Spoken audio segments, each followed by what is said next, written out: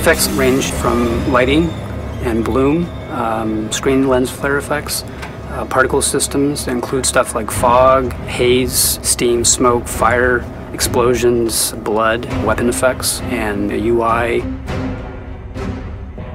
We really wanted to generate the feeling of dread and darkness and even the kind of eerie creepiness in some of the hallways with shadowing. A lot of what we try to do is generate more of a filmic experience and a cinematic experience for the player. We're all big fans of traditional filmmaking techniques like grain, post-processing, a lot of glitchiness, which ties a lot of making the player feel uneasy almost all the time.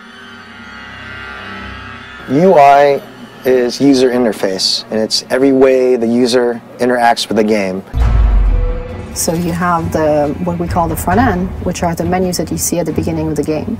And then when you get into the game, what's really particular in Dead Space, you also have all these dynamic interfaces within the environment. Prior to this game, a lot of UI lives in screen space. All our game elements live in-world, but also function as approximations of fictional UI. It's not just there for the player, it's also there for the character in the game. One of the things that Ian was really pushing for was a very broken future, like where everything felt depleted. And so even though it's a very futuristic look at UI, we had to make sure that it felt a little broken.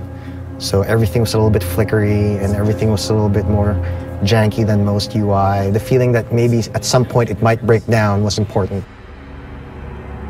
Le concept vraiment pour les interfaces de Dead Space, c'est qu'on voulait avoir l'impression d'être dans le cerveau de Isaac. On voulait vraiment se promener avec les neurones et tout ça. On voit un peu d'activité électrique. And you see marker elements and like unitology code and messages in there. Et au fur et à mesure qu'on avance dans le jeu, on se rend compte que, en fait, il y a quelque chose de très étrange qui se passe dans le cerveau d'Isaac.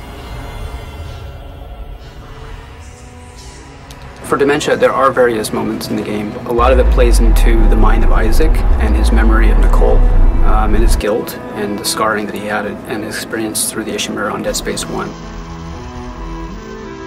Dead Space 1 and Extraction had some moments of dementia, so we wanted to really bring that up a notch and basically create something new, but also very immersive and something that kind of has a real strong emotional and even psychological factor in the game. So for the process of creating Dementia, we first start out with doing a lot of concept art and study of ideas based on experience. Starting out with concepts, we're able to experiment and try new ideas, doing prototypes and mock-ups to help build out variation, so it's not the same effect all the time. Part of the inspiration came originally from 8mm damaged film, black and white, a lot of grain, a lot of light bleed, as well as any kind of artifacts, noise and dust and tears. So we set out a lot of ideas into the UI initially from that, and that helped actually drive some of the uneasiness that we wanted the player to have throughout the whole game. What really pushed us into the direction we went was basically combining a lot of elements that we liked, building out layers of high-quality bloom, blur, depth of field, camera shake, as well as like a particle glitch and basically texture on the screen, which really helped build out the look and feel of Dementia.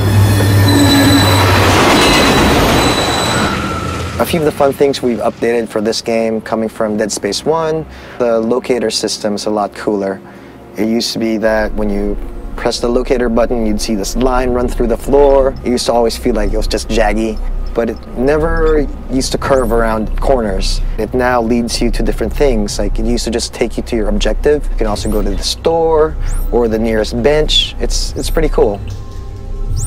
There was definitely an attempt to go for a very sophisticated look in Dead Space 2. Compared to the other games that we worked on, this was definitely a little bit more out of the box.